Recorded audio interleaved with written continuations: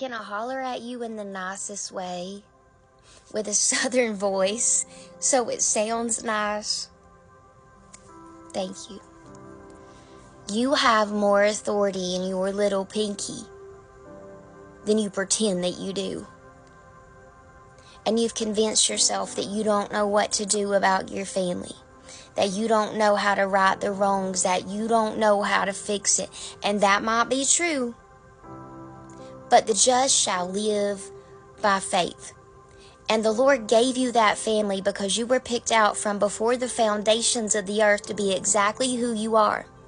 To be that mama, that wife, that husband, that father, that cousin, that auntie, that uncle, that brother, that sister. Whatever, fill in the blank here. You have more authority in your little finger than you are letting on. And in the South, we would bring you in the house and we would be so nice to you and you could never get out because we'd be like, well, I wasn't trying to talk that long. Or you can go if you want to. I wasn't trying to keep you. And then you'd say something like, well, it was so nice to see you. And then we'd go back in a circle. So I'm going to keep you just a second, but I won't keep you too long. But if you were at my family farm and you had come in, there would be cornbread and there would be buttermilk or whatever it is that you wanted, and I would sit you down and I would tell you that you have more authority in your little finger than you're acting like. And I refuse to let people that I love walking around thinking that they can't do nothing. When the Lord gave you that authority over your family, over this situation, over the enemy's attacks against them. Sometimes we look at our children or our spouses or our situation or our marriage or the extended family and we go, I don't know what to do. I can't touch that. Excuse me? The foundations of the earth. God chose you. God is a generational, historical God. Look at all Bible stories. They go back into lineage. And you're telling me you have the audacity to walk into my southern house, I'm just playing, and tell me that you can't do that? If a mushroom can grow out of, you can grow out of this, and so can your children, and so can your spouse, and so can your mother, and so can your father, and everything is possible through those situations where we put all of our faith in Jesus. All of it.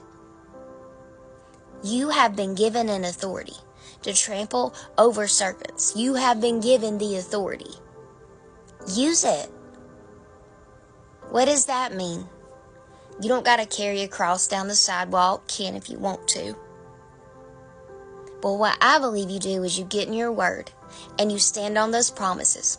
Write your family's names down on verses that you want to claim over their life. So you can go back time and time again. Speak it out loud.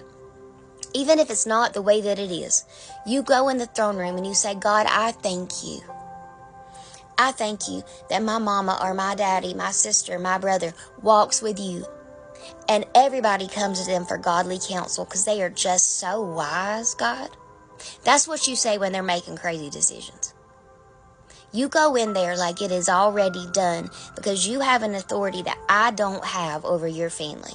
That no leader has over your family, that your pastor doesn't have over your family, that no prophetic person has over your family, or people that you look up to and think that their prayer would change your life. My prayer won't change your life. Your prayer will change your life and your family's life in generations to come because you are a generational curse breaker, and that's why it's so hard. And the devil wants to tell you that you can't do it. But there is no can't in the South. And like Yoda would have said, there is no do, only try. Or whatever he said. Listen, you can do this. And there is so much authority in you. You're not even comfortable with the amount that you have. But if you unleashed it all, if you got in your war room, and then you just went to bed and considered it done, you would not worry.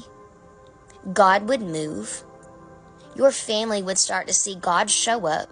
And it might take 1 year, 4 years, 10 years, 20 years. But you would know that you are not on your time, but you're on God's time. Sometimes God feels like he's a cowboy and he's on Southern time. So that means sometimes it feels like it's taking longer than we would like.